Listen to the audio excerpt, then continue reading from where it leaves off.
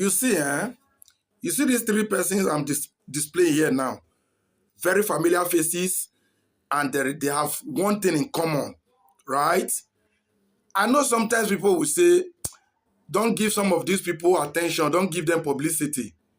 The last time I checked, they are already very known. We can't pretend. And ignoring them means affirming the nonsense they are dishing out. Because these people have followers. There are people listening to them. And when they sell some narrative, you that know they are talking bullshit, stood by and keep quiet in the name of you don't want to give them publicity, you are making the nonsense they are selling to stand. So hence, whenever they talk rubbish, fall out to debunk them. Somebody like ri0us, who is actually the leader of this gang, I think the guy is not to be taken serious. The three of them, you can't obviously take them serious because they have one ailment or the other. That of ri0us, the guy is hungry. Obviously, ri0us sings wherever he is going to get his pay. Sheyi, that guy is tribalistic, 100% tribal. You can't take that away from him. It's a disease that is common with most of his tribes people. You get the point? And as for the other brat, the one they call w0r, I am still trying to phantom out exactly what exactly that guy problem is.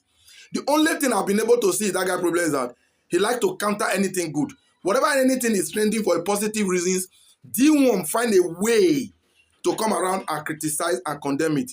He's somebody who wants to believe that anything that comes from him is the authentic. Obviously, the guy is empty. I pity for his followers because he also has followers. 200 and something thousand followers on Facebook is not a joke. So which means he has 200 and something people that actually think through their anus. Because you cannot be reasonable and be following these people. But you see, as for ri0us, let's listen to ri0us. What is the difference between Bola Tinubu and Hush Puppy? What's the difference? What is the source of Hush Puppy's income? You don't know. You think it's illegal, it's corrupt. Okay, now I'm asking you this. What is the source of Bola Tinubu's income? What is the source of his income?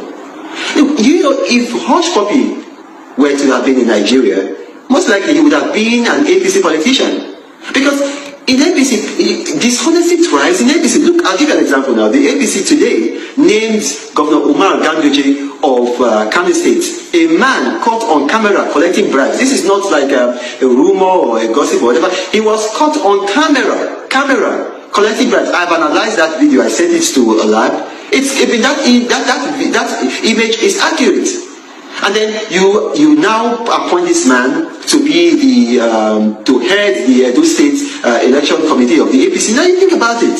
Just think about it. You see, I saw pictures or rather a video of Hush Puppy shopping in a mall in Dubai, and then you have a man with a Versace bag following him about. Now, the current vice president of Nigeria, Oshibajo, actually played that role for Bola Tinubu. Because if you Google, you will see pictures of him, you know, holding Bola Tinubu's phone, and some other people holding Bola Tinubu's bag, you know, walking behind him when he came back from I think the UK or somewhere abroad. So now I'm asking you, as a Nigerian, what is the difference between Bola Tinubu and Hush Puppy? What's the difference? Nobody told me. I went to Chicago myself. I went to the court where Bola Tinubu had this issue. I went to the Chicago State University. I went there. I saw the documents myself. Bola Tinubu is a known drug lord. I went there. I mean, another person isn't telling me. You see the picture on the screen. I took that picture. If you move to the right, you're going to see me in that picture.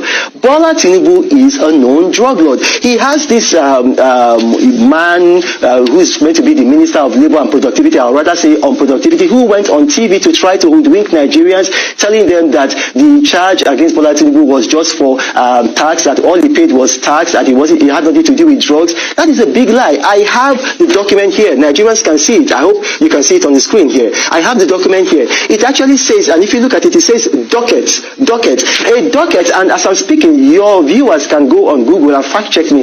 A docket is used for a criminal pending. A criminal pending. So you don't use a docket for a civil matter. So that's the ri0us mockery so many people really think should be taken seriously. A man who talks from both sides of the mouth. If you have said this thing is black yesterday, today is telling you white. And you are believing the one he said today is actually white. But you think the one he said yesterday wasn't black. You are worse than ri0us. I don't have a problem with ri0us. This is what ri0us does for a living.